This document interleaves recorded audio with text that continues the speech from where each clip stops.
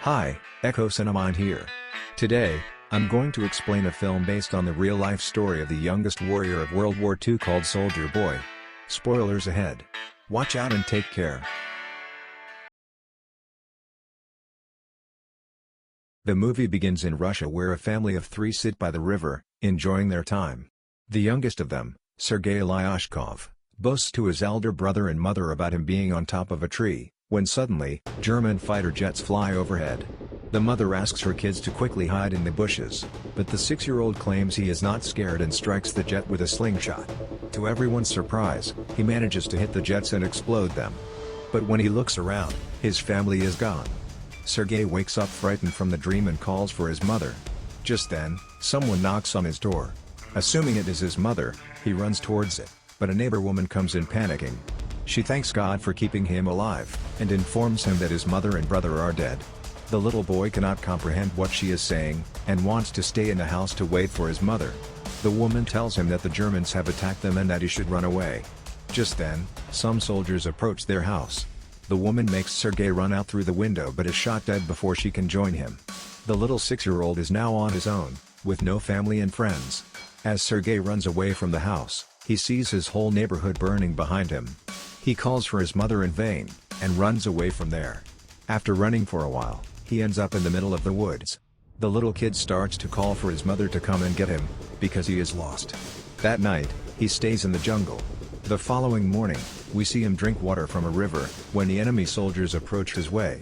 Sergey, knowing that they are dangerous, quickly hides inside a tree's roots. He is startled when a snake comes nearby, but doesn't utter a word or run away. Sergey is more scared of the soldiers than of the snake. The soldiers eat by the river and go away, after which Sergey takes their leftover food and devours it for the night. However, by the end of the day, the little boy is exhausted. He hasn't had a proper meal in 2 days and has been walking with no destination. He falls down as he limps but doesn't stop walking. While on his way, he sees wild berries and devours them, but just then, an explosion occurs behind him, taking him by surprise. The boy gets dizzy, and starts to hallucinate someone coming behind him. However, even in such conditions, he stands brave and tells the person he has a rifle and is not scared. He limps forward but falls unconscious after a while. While he is asleep, 2 soldiers approach him. The scene cuts to the Russian army base where Commander Kuznetsov waits for his patrol soldiers. They come in with the little kid who is injured and weak. When the soldiers claim they are on his side, the little boy opens up and introduces himself. The soldiers laugh when the kid shakes his hand with the commander, suggesting he introduce himself too. The soldiers feel affectionate with the little kid, and circle him around. They make him drink water and feed him. Even the otherwise cold commander takes care of the kid. A nurse named Katya dresses Sergey's wounds, and is charmed by his personality too. The kid asks her to draw a tank on his wounds, because he wants to be a soldier when he grows up. Even the injured soldiers talk to the kid, and feel lighter. Sergey is fascinated with the commander's gun and his badge. The commander too answers all the little boy's questions and lets him play with his honorary pistol after taking the bullets out. Sergey shows him the tank drawn on his stomach, and boasts about being a soldier himself. The boy is healing very quickly. The nurse Katya asks the commander to let the boy stay with the battalion, but he disagrees, claiming that it won't be safe. He wants to send Sergey to an orphanage. The soldiers spend all their free time with Sergey. He is visited by many throughout the day. They bring him food sent by their families from afar, and even let him play with their binoculars. One day, a soldier goes to the commander to ask him to let the boy stay with the battalion. The soldiers have grown a close connection with the kid, and think of him as their own. His presence takes the weight of war off their chest. However, the commander is adamant about sending the boy to the orphanage, for his own safety.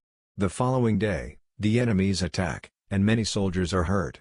A vehicle comes to fetch Sergey to take him to the orphanage. The commander breaks the news to the kid, and gives him a wooden honorary pistol as a gift. The boy in turn hugs him, claiming that he is scared for the commander's safety. The commander melts in his embrace, and changes his mind. He asks Sergey to stay with the soldiers as his son. That night, the soldiers look for little soldier clothes for the little boy. They are over the moon to have Sergey stay with them. The commander wakes Sergey up and gives him the clothes. He wears them and runs around, looking like a real soldier. The others start calling him their little soldier boy. As the kid runs around, the Germans launch an air attack on the battalion. The soldiers quickly take Sergey to a safe place and fight the others. The number of injured soldiers grows rapidly.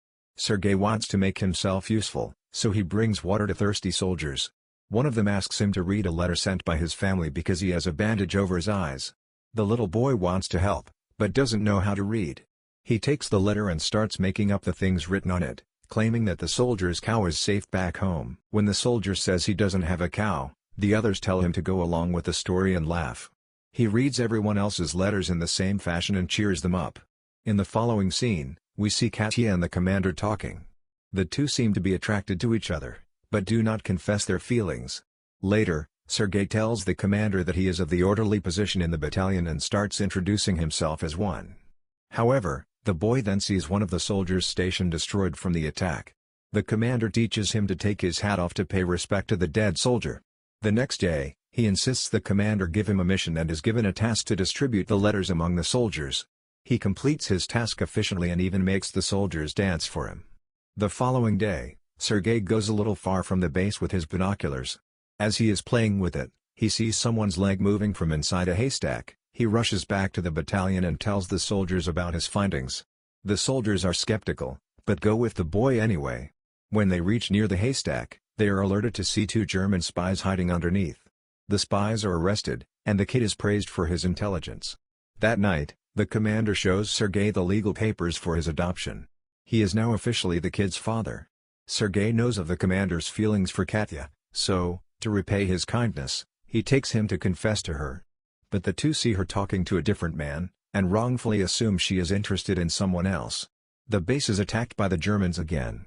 This time, Sergey helps the soldiers with all his might, by supplying ammunition to the soldiers in the front line, but the soldiers there command him to go back to the shed because it is too dangerous outside. When he comes to the shed, he sees the commander and others panicking because the phone's connection with the colonel is lost. A soldier is sent to fix the broken wires. Sergey follows the soldier and sees he has been fatally wounded. He asks the dying soldier how he can fix the wires, and does it himself. The connection comes back and more troops are called.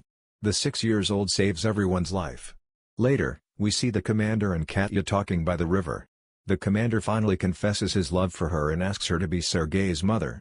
Katya is over the moon, but before she can say anything, a soldier approaches them and gives the commander a letter, saying they have been dispatched from the base.